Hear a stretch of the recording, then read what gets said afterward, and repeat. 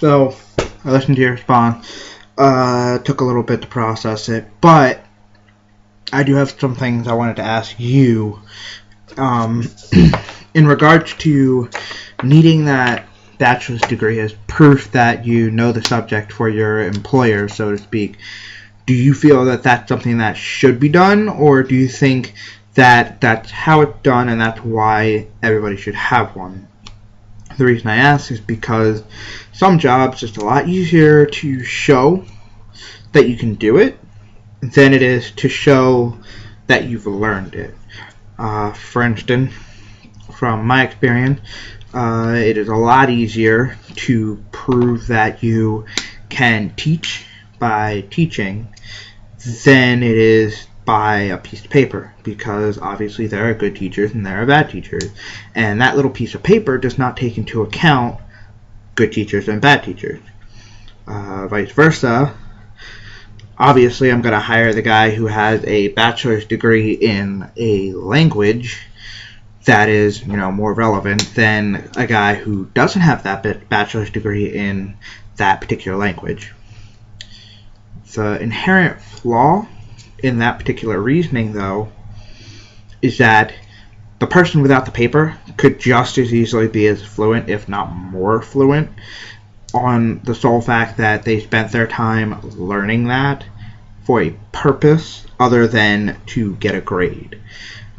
Obviously, the thought process behind college is you're paying a lot of money to get a grade to show you can do this, and that money that you're paying is money that is being spent to teach you that particular skill, trade, whatever. But beyond that, honestly, I still don't see how having a piece of paper proves that you are better than somebody else. Obviously, at first glance it will, but if you're going to go with the reasoning that having that piece of paper makes you better than everybody else, then in order to curve that, why can't the employer themselves set up a test? Set up something that proves, hey, this person is more skilled than that person. Now, obviously, that hasn't happened in the real world because we are living off of the idea that if you have a bachelor's degree, you are better than somebody who does not have a bachelor's degree. And that is part of what I am trying to point out. But I digress. In response to your question, where do I see myself in 5 years? 5 years is actually a long time for me, mainly because I plan, but not that far in advance. So I had to actually sit down and think about that. And in 5 years, there's two different 5 years. The first 5 years, which is 5 years that I hope happen, is I hope that sometime in the next year or so I can get an actual production company started of some kind and actually start making films and short stories and all that kind of stuff. And hopefully, maybe maybe I won't get a big break, but I'll be able to create something out of that, such as a amateur film production company, or as lofty as a Hollywood production. Obviously not within a year. Well, I mean, that's the hope, but I'm not planning for that to happen within the year. Within 5 years, hopefully either in New York or California, producing and directing movies.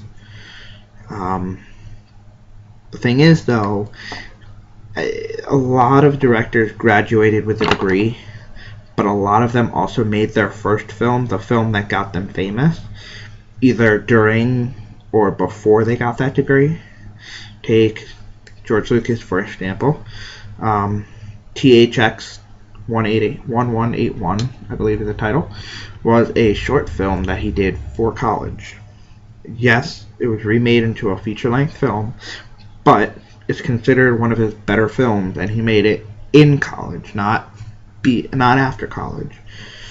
I mean, it's just, honestly, what I want to do really has no bearing on a education of any kind. Yes, I could use that education to learn about, how to affect the audience in the most emotional way, how to edit with a particular program. But the end all of that degree would be, hey, you learned how to make a movie. And that's something that, it's fairly straightforward in its applications. You shoot something, you get a desired effect out of it.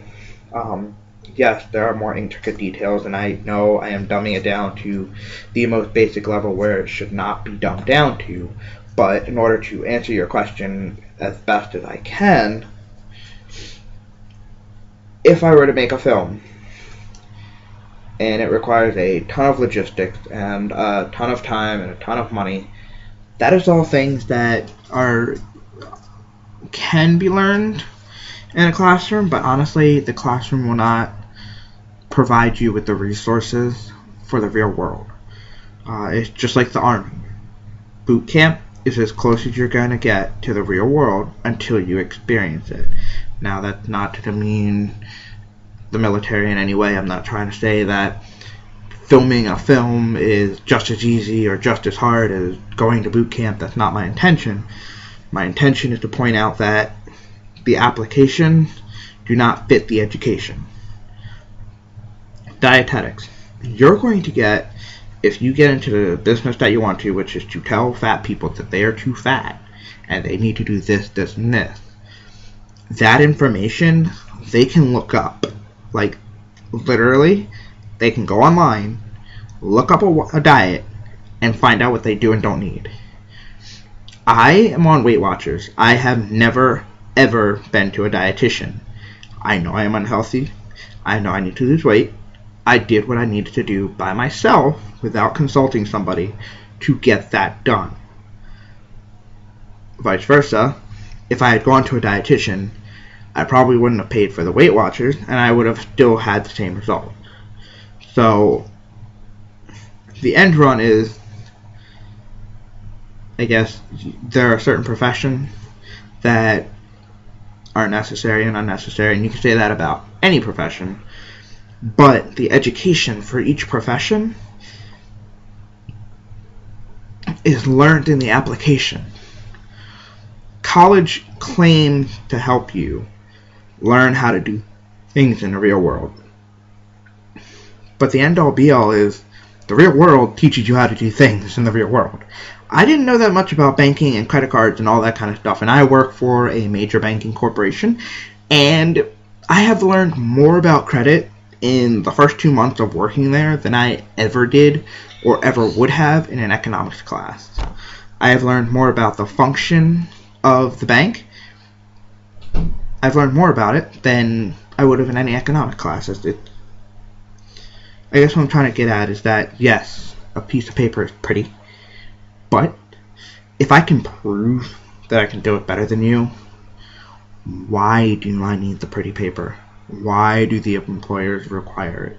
Why can't we be a society who is based on, hey, that guy does it better than that guy because he just proved it? That piece of paper essentially means nothing in the end run. You are paying for a $64,000 piece of paper that says, hey, this guy studied this at this university, and he knows this, this, and this.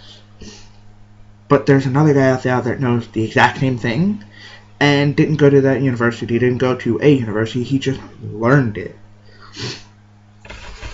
But it bothers me, I guess, that a college degree is so required in modern day society, and I really want to know where that started.